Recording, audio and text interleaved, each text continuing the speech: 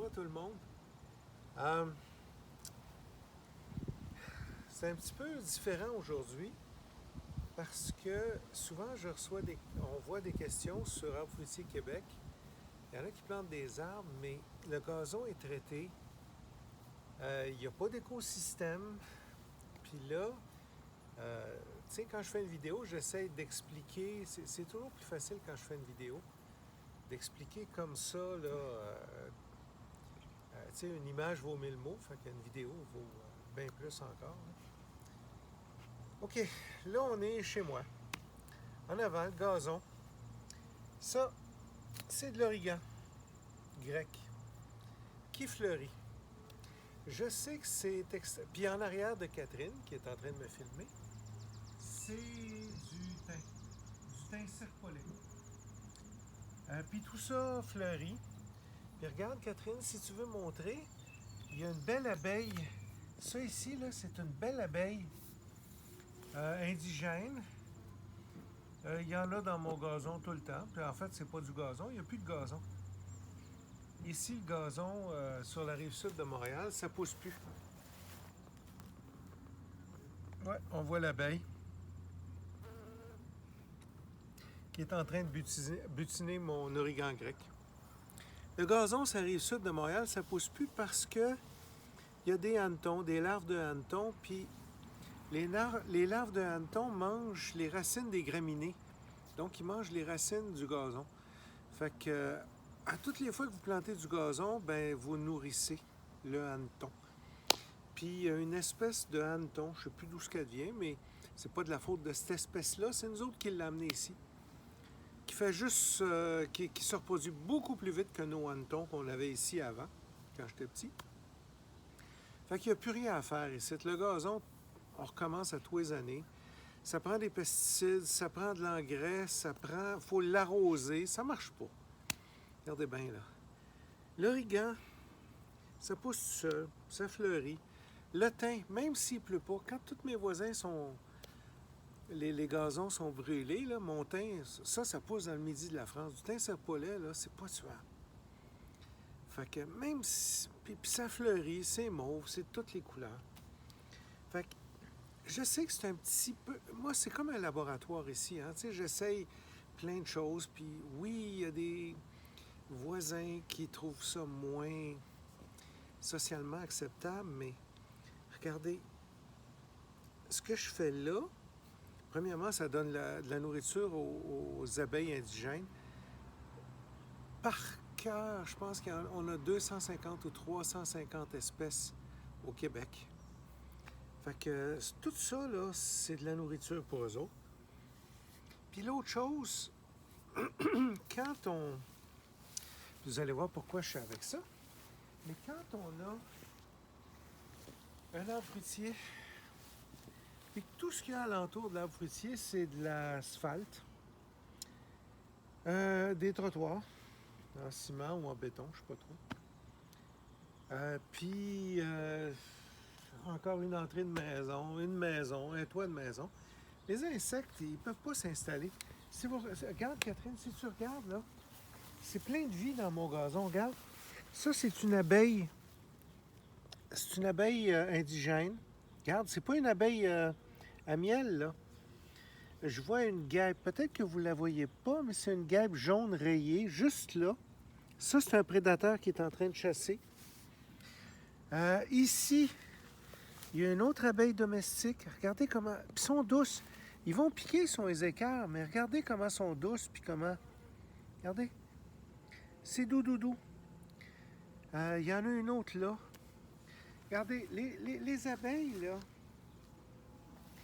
C'est sûr que Catherine, qui est à côté de moi, qui a 22 ans maintenant, c'est sûr que si vous avez des enfants de 2 ans, puis qui apprennent à, tu sais, qui courent partout, ben ça fait des abeilles, puis à un moment donné, ils vont se piquer. C'est moins doux pour les pieds, puis bon. Mais tu sais, moi, il n'y a personne, moi je vais avoir 60 ans, il n'y a personne qui m'a montré à ne pas marcher sur une abeille. Nous autres, on jouait dehors, puis il y a une belle abeille. Regarde, Catherine, ça, c'est une abeille domestique. Ça, c'est une abeille européenne. C'est une abeille qui a été introduite ici, ça. C'est une abeille à miel. Mais elle ne vient pas d'ici en passant. Elle compétitionne nos abeilles domestiques. Regardez bien. Regarde, Catherine, quand j'étais jeune, on jouait dehors, puis à un moment donné, quand on marchait à une place où il y a des abeilles, ben, on se faisait piquer, puis à un moment donné, ben, on apprenait à marcher à des places où il n'y a pas d'abeilles. Fait que c'est sûr que si j'avais des bébés, des enfants, des très jeunes enfants, ben ça, c'est peut-être moins un peu approprié parce qu'il y a plein d'abeilles. Mais remarquez qu'un enfant, il apprend vite. Hein, tu sais, il se fait piquer 2-3 fois, puis à un moment donné, ben, il le sait, là, tu sais. Mais moi, ici, en avant de la maison, si tu regardes, puis je les aime, mes voisins, mais ça s'appelle un désert biologique à côté, là. Puis ils sont fins, puis je les aime, c'est pas ça. Mais ici, c'est un petit havre, il y a une diversité biologique. Et regardez, la raison pour laquelle je fais ce long préambule-là, ça, c'est un pommier d'Olgo. En passant, les pommettes commencent à être prêtes en juillet. Oups, il y a un carpocaps qui est passé là. Regardez, ça, c'est un dommage de carpocaps. Je vais l'acheter dans le compost de la ville. Il y en a un autre ici. Mais c'est pas normal que les pommettes soient en passant, là, soient prêtes à ce temps-ci de l'année. C'est bien trop de bonheur. On est à la fin juillet, là, ça n'a pas d'allure. D'habitude, c'est août, puis même fin août, puis septembre.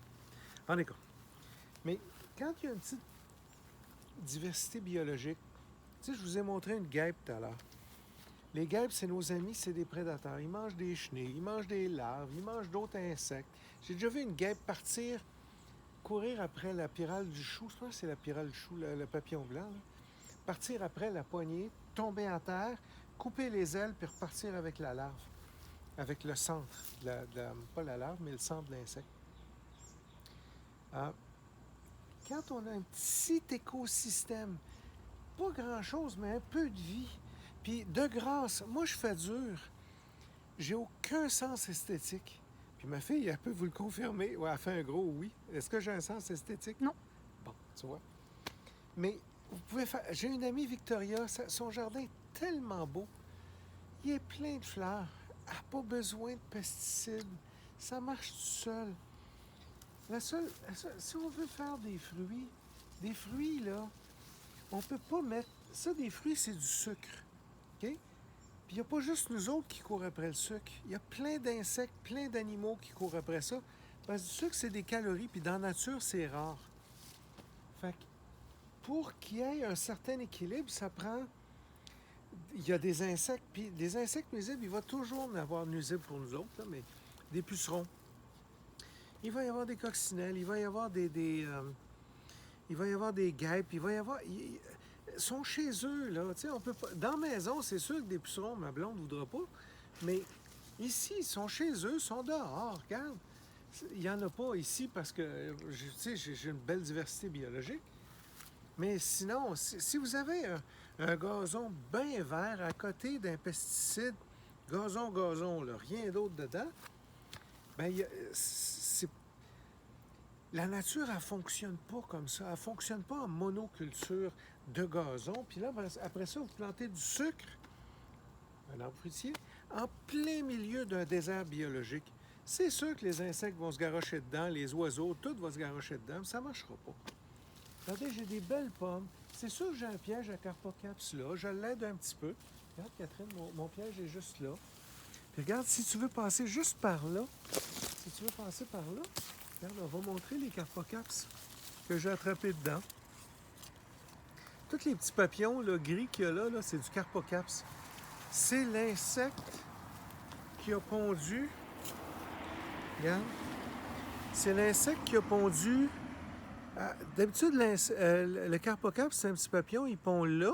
La larve rentre, elle mange le cœur de la pomme. Puis ça, c'est une pommette, mais c'est une pommette d'Olgo en passant.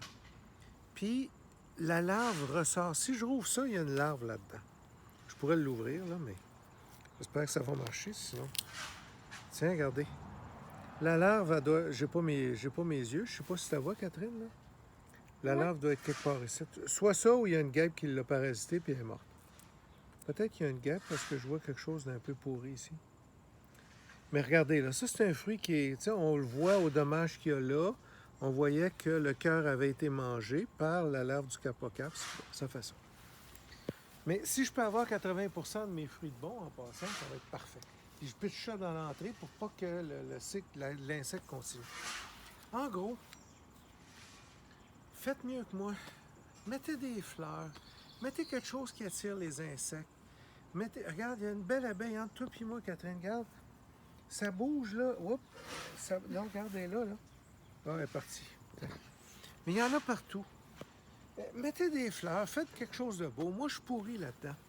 Puis regardez, si vous voulez faire une espèce de gazon de même, qui n'est pas un gazon, ça c'est du thym, ça c'est de l'origan grec.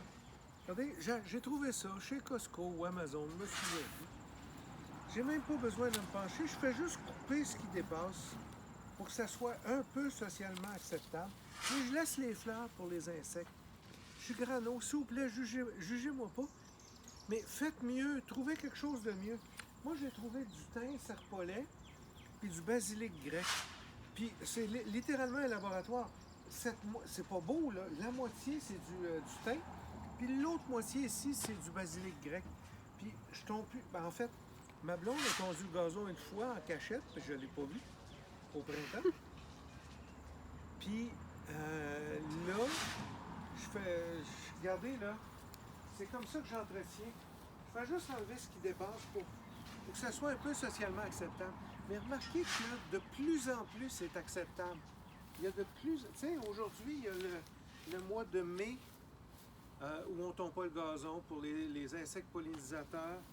Tu sais, regarde, ça pousse. Je sais pas c'est quoi. J'en ai pas besoin, je le coupe. Tu sais, je sais pas, ça a l'air... Je sais pas c'est quoi. Fait que je le mets un petit peu socialement acceptable. C'est certain que je fais pas l'unanimité, mais regardez, peut-être que c'est pas le gazon de 1975 ou de 1980 ou de 2001, mais c'est peut-être le gazon de 2030 puis 2040, par exemple. Puis je vous montre ce que je fais. Faites mieux. Regardez. Tiens. Je vais juste couper ce qui dépasse. Tiens, mon gazon est fait.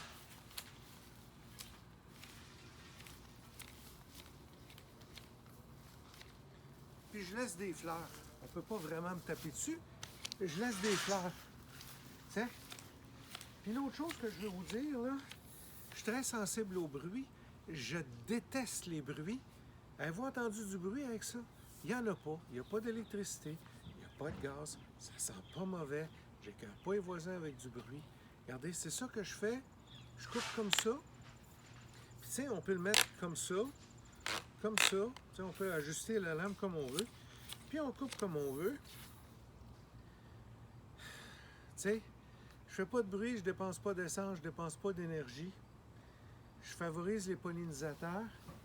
Puis, ben en avant, j'ai un beau pêcher ici que j'ai planté l'an passé. Il y a des belles pêches dedans. Ça, je me souviens jamais du nom. C'est du X quelque chose. M'en fous. J'ai un jujubier, Ziziphus jujuba. J'ai des figuiers. C'est tout. Si je suis au sud-est, là, je mets plein d'espèces qui demandent beaucoup de chaleur, puis tu sais, une longue saison végétative. Mais un petit écosystème, faites mieux que moi, trouvez quelque chose de beau, faites de quoi, mais mettez des fleurs. Je sais pas, on n'est pas obligé de toujours planter du gazon puis d'accoter ça d'un pesticide. Vous allez voir, plus vous allez avoir de diversité, moins vous allez avoir de misère avec vos fruitiers. J'espère que ça vous aide, je vous remercie beaucoup. Passez une belle fin de journée.